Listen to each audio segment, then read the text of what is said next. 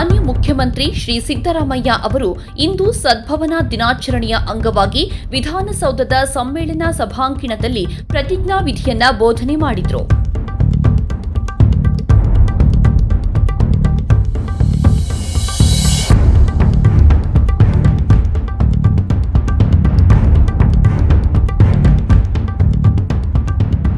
ಸದ್ಭಾವನಾ ದಿನಾಚರಣೆಯ ಪ್ರತಿಜ್ಞೆ.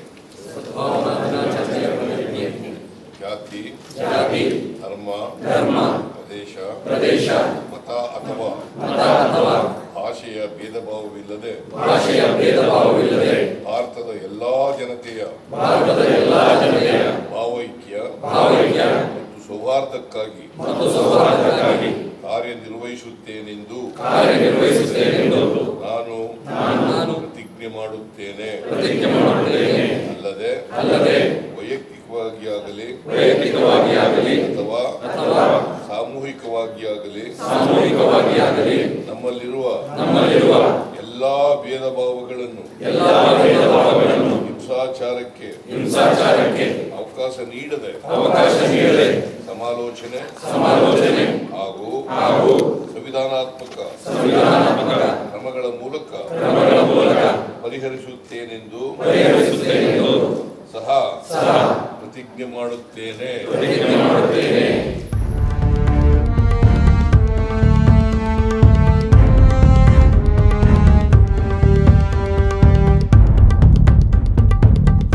ಪ್ರಧಾನಿ ಮೋದಿ, ಗೃಹ ಸಚಿವ ಅಮಿತ್ ಶಾ ವಿರುದ್ಧ ಗಂಭೀರ ಆರೋಪಗಳಿವೆ. ಚುನಾವಣಾ ಪೂರ್ವ ಸಮೀಕ್ಷೆ, ಸ್ಟಾಕ್ ಎಕ್ಸ್ಚೇಂಜ್ ಆರೋಪಗಳಿವೆ. ಹಿಂಡನ್ಬರ್ಗ್ ಭ್ರಷ್ಟಾಚಾರ ಪ್ರಕರಣದ ಆರೋಪಗಳಿವೆ.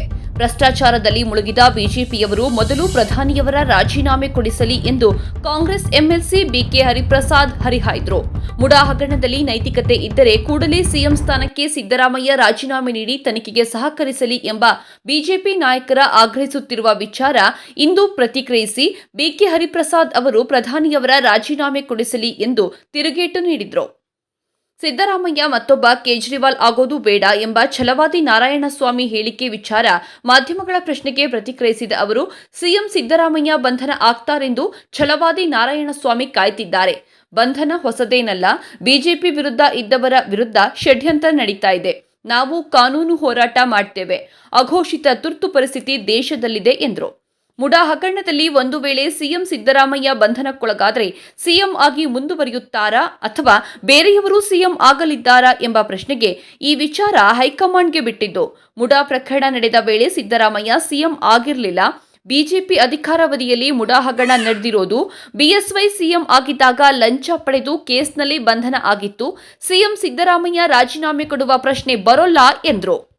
ನಾನು ವೈಯಕ್ತಿಕವಾದದ್ದು ಸಂವಿಧಾನಿಕ ಪದದಲ್ಲಿರ್ತಕ್ಕಂಥವರ ವಿರುದ್ಧ ನಾವು ಕಾನೂನಾತ್ಮಕವಾದ ಹೋರಾಟ ಮಾಡೋದು ಸರಿಯಲ್ಲ ಅಂತ ಅನಿಸುತ್ತೆ. ಯಾಕಂದರೆ ನಾವು ಅವ್ರು ತಗೊಂಡ್ಕೊಂಡಿರ್ತಕ್ಕಂಥ ನಿರ್ಣಯದ ವಿರುದ್ಧ ಹೋರಾಟ ಮಾಡ್ತೇವೆ. ಆ ಕುರ್ಚಿ ಸಾಂವಿಧಾನಿಕವಾದಂಥ ಅದು ಸ್ಥಾನಮಾನ. ಅದು ರಾಜ್ಯಪಾಲರ ಸ್ಥಾನಮಾನ ಸಂವಿಧಾನವಾಗಿರ್ತಕ್ಕಂಥದ್ದು. ಸಂವಿಧಾನದ ಚೌಕಟ್ಟಿನಲ್ಲಿ ತೀರ್ಮಾನ ಮಾಡಬೇಕಾಗಿರ್ತಕ್ಕಂಥವ್ರು ರಾಜ್ಯಪಾಲರೇ ವಿನಃ ಕೋರ್ಟ್ ಅಲ್ಲ, ರಾಷ್ಟ್ರಪತಿಗಳೇ ವಿನಃ ಕೋರ್ಟ್ ಅಲ್ಲ. ರಾಜ್ಯಪಾಲರನ್ನು ಓಡಿಸ್ತೀವಿ ಮತ್ತು ಅವರ ರಾಜ್ಯಪಾಲರ ಕಚೇರಿ ಯಾವ ರೀತಿ ಬಾಂಗ್ಲಾದಲ್ಲಿ ಯಾವ ರೀತಿ ಅದೇ ಥರ ಕಚೇರಿ ಪರಿಸ್ಥಿತಿ ಇಲ್ಲಿಯ ರಾಜ್ಯಪಾಲರಿಗೂ ಆಗುತ್ತೆ ನೋಡಿ. ಸರಿಯಲ್ಲ. ಬಾಂಗ್ಲಾದೇಶ ಮತ್ತು ಇಂಡಿಯಾ ದೇಶನ ಒಂದು ಮಾಡೋದು ಬೇಡ. ಐವಾನ್ ಡಿಸೋಜಾ ಅವರು ಏನು ಹೇಳಿದ್ದಾರೆ ಅಂತ ನನಗೆ ಸರಿಯಾಗಿ ಗೊತ್ತಿಲ್ಲ. ನೀವು ಅವ್ರನ್ನೇ ಕೇಳೋದು ಒಳ್ಳೆಯದು, ಇಲ್ಲಾಂದರೆ ಪಕ್ಷದ ಅಧ್ಯಕ್ಷರು ಮುಖ್ಯಮಂತ್ರಿನ ಕೇಳಿದ್ರೆ ಒಳ್ಳೆಯದು. ಈ ಥರದ ಸ್ಟೇಟ್ಮೆಂಟ್ ಅಲ್ಲ, ನಾನು ಆ ಸ್ಟೇಟ್ಮೆಂಟ್ ನೋಡದೆ ನಾನೇನು ಮಾತಾಡಲಿಕ್ಕೆ ಆಗೋದಿಲ್ಲ. ಒಂದು ವಿಚಾರ, ಬಾಂಗ್ಲಾದೇಶ ಭಾರತ ದೇಶ ಒಂದೇ ಮಾಡೋದು ಬೇಕಾಗಿಲ್ಲ, ಅಷ್ಟು ಮಾತ್ರ ಹೇಳಬಲ್ಲೆ ನಾನು. ಬಾಕಿ ವಿಚಾರವನ್ನು ನೀವು CLP ನಾಯಕರು ಮತ್ತು PCC ಅಧ್ಯಕ್ಷನ ಕೇಳಿದ್ರೆ ಒಳ್ಳೆಯದು.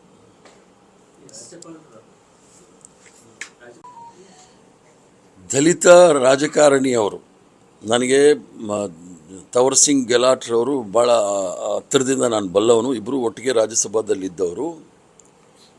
ದಲಿತರ ಬಗ್ಗೆ ಮೊಸಳೆ ಕಣ್ಣೀರು ಸುರಿಸೋದು ಭಾರತೀಯ ಜನತಾ ಪಾರ್ಟಿಯವರು ಅಂತೇಳಿ ಪ್ರತಿಯೊಬ್ಬರಿಗೂ ಸಹ ಗೊತ್ತಾಗುತ್ತೆ. ದಲಿತರ ಬಗ್ಗೆ ಅಷ್ಟೊಂದು ಪ್ರೀತಿ ಪ್ರೇಮ ಇದ್ದರೆ ಸಂವಿಧಾನವನ್ನು ಬದಲಾವಣೆ ಮಾಡ್ತೀವಿ ಅಂತ ಯಾಕೆ ಹೇಳ್ತಾ ಇದ್ರು?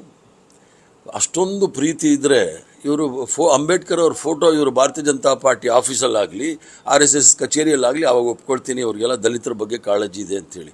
ಈ ಮೊಸಳೆ ಕಣ್ಣೀರು ಹಾಕೋದೆಲ್ಲ ಬೇಕಾಗಿಲ್ಲ. ಯಾವ ಗಲಭೆನೂ ಪ್ರತಿಭಟನೆ ಪ್ರಜಾಪ್ರಭುತ್ವದಲ್ಲಿ ಪ್ರತಿಭಟನೆ ಮಾಡ್ತಕ್ಕಂಥದ್ದು ಎಲ್ಲ ರಾಜಕೀಯ ಪಕ್ಷದ ಹಕ್ಕು, ಎಲ್ಲ ನಾಗರಿಕರ ಹಕ್ಕು.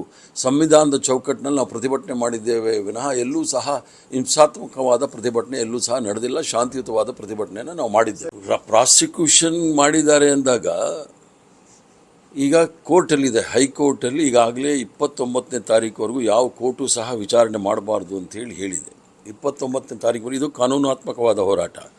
ಅವರು ಪ್ರಾಸಿಕ್ಯೂಷನ್ಗೆ ಪರ್ಮಿಷನ್ ಕೊಟ್ಟಾಗ ನ್ಯಾಯಾಂಗದ ಅಂಗಳದಲ್ಲಿ ಹೋಗಿರ್ತಕ್ಕಂಥ ಈ ಒಂದು ಪ್ರಕರಣ ನ್ಯಾಯಾಂಗದ ಅಂಗಳದಲ್ಲಿದ್ದಾಗ ನ್ಯಾಯಾಂಗ ಏನು ಹೇಳುತ್ತೆ ಅಂತ ನೋಡಿ ಇದು ನಾವು ನ್ಯಾಯಾಂಗದ ಹೋರಾಟವನ್ನು ಮಾಡ್ತೇವೆ. ಪ್ಲಸ್ ಇದು ರಾಜಕೀಯ ದುರುದ್ದೇಶದಿಂದ ಮಾಡಿರ್ತಕ್ಕಂಥ ವಿಚಾರ ಇರುವಾಗ ರಾಜಕೀಯವಾಗಲೂ ಸಹ ಹೋರಾಟ ಮಾಡ್ತೇವೆ. ನೋಡಿ, ಯಡಿಯೂರಪ್ಪನ ಪ್ರಕರಣ ನೇರವಾಗಿ 20 ಕೋಟಿ ರೂಪಾಯಿ ಲಂಚವನ್ನು ಚಕ್ಕಲಿ ಪಡೆದುಕೊಂಡಿರ್ತಕ್ಕಂಥದ್ದು ಭಾರತೀಯ ಜನತಾ ಪಾರ್ಟಿ. ಅದು ಇತಿಹಾಸವನ್ನೇ ಸೃಷ್ಟಿ ಮಾಡಿರ್ತಕ್ಕಂಥದ್ದು. ಕುಖ್ಯಾತರಾಗಿರ್ತಕ್ಕಂಥವ್ರು ಕೇಂದ್ರದಲ್ಲಿ ಇರ್ತಕ್ಕಂಥ ಕೃಷಿ ಸಚಿವರಾದ ಶಿವರಾಜ್ ಸಿಂಗ್ ಚೌಹಾಣ್ರವರು ಮಧ್ಯಪ್ರದೇಶದಲ್ಲಿ ವ್ಯಾಪಂ ಘೋಟಾಳ ಅಂತ ಆಯಿತು. ಅಂದರೆ ಅದರಲ್ಲಿ ಸುಮಾರು 45 ಜನ ಪ್ರಾಣ ಕಳ್ಕೊಂಡ್ರು, ಕೆಲವು ಆತ್ಮಹತ್ಯೆ ಮಾಡಿಕೊಂಡ್ರು, ಕೆಲವು ಮರ್ಡರ್ ಆಯಿತು. ಅವ್ರನ್ನ ನಿರಂತರವಾಗಿ ಸತತವಾಗಿ 19 ವರ್ಷಗಳ ಕಾಲ ಮುಖ್ಯಮಂತ್ರಿ ಆಗಿಟ್ಟಿದ್ರಿ. ಅವ್ರನ್ನ ಯಾಕೆ ಪ್ರಾಸಿಕ್ಯೂಟ್ ಮಾಡಬೇಕು, ರಾಜೀನಾಮೆ ಕೊಡಬೇಕು ಅಂತ ಕೇಳಲಿಲ್ಲ? ಆ ಥರ ಪ್ರಕರಣ ಕೇಳಕ್ಕೆ ಹೋದರೆ ಗಡೀಪಾರ್ ಆಗಿದ್ದಂಥ ಅಮಿತ್ ಶಾ ಅವರು ಸಹ ಸುಪ್ರೀಂ ಕೋರ್ಟಲ್ಲಿ ಗಡೀಪಾರ್ ಮಾಡಿದ್ರು ಅವ್ರನ್ನ. ಈಗ ಅವ್ರನ್ನೂ ಯಾಕೆ ನೀವು ಮಂತ್ರಿ ಮಾಡಿದ್ದೀವಿ ಅಂತ ಕೇಳಕ್ಕೆ ಹೋದರೆ, ಆದ್ದರಿಂದ ಒಂದು ಕಣ್ಣಿಗೆ ಬೆಣ್ಣೆ ಇನ್ನೊಂದು ಕಣ್ಣಿಗೆ ಸುಣ್ಣ ಇಡೋಕ್ಕಾಗೋದಿಲ್ಲ.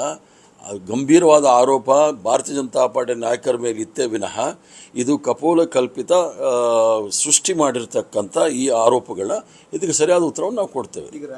ಈಗ ಭಾರತೀಯ ಜನತಾ ಪಾರ್ಟಿಯವರು ಮೊಸರಲ್ಲಿ ಕಲ್ಲು ಹುಡುಗದಾಗೆ ಕೆಲಸ ಅವ್ರದ್ದು. ರಾಜ್ಯಪಾಲರು ರಾಜಭವನವನ್ನು ದುರುಪಯೋಗ ಪಡಿಸ್ಕೊಳ್ತಾ ಇದ್ದಾರೆ ಅಂಥೇಳಿ ನಮ್ಮ ಬಹು ಗಂಭೀರವಾದ ಆಪಾದನೆ. ರಾಜ್ಯಪಾಲರ ಪದವಿ ಸಾಂವಿಧಾನಿಕವಾದಂಥ ಪದವಿ. ಅದು ಕರ್ನಾಟಕ ರಾಜ್ಯದ ಮಟ್ಟಿಗೆ ನೋಡಿದಾಗ ಅವರು ರಾಜ್ಯದ ಮುಖ್ಯಸ್ಥರು. ಸಂವಿಧಾನದ is the head of the constitution. ಸಂವಿಧಾನದ ಚೌಕಟ್ಟಿನಲ್ಲಿ ಕೆಲಸ ಮಾಡಬೇಕೇ ವಿನಃ ಭಾರತೀಯ ಜನತಾ ಪಾರ್ಟಿಯ ನಾಯಕರ ನಿರ್ದೇಶನದಲ್ಲಿ ಅವ್ರು ಕೆಲಸ ಮಾಡಲಿಕ್ಕೆ ಆಗೋದಿಲ್ಲ.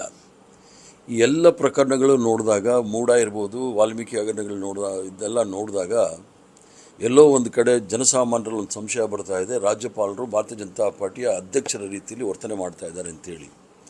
ಅವರ ವರ್ತನೆಯನ್ನು ಖಂಡಿಸಿ ನಾವು ನಿನ್ನೆ ಇಡೀ ರಾಜ್ಯದಲ್ಲಿ ಪ್ರತಿಭಟನೆ ಮಾಡಿದ್ದೀವಿ.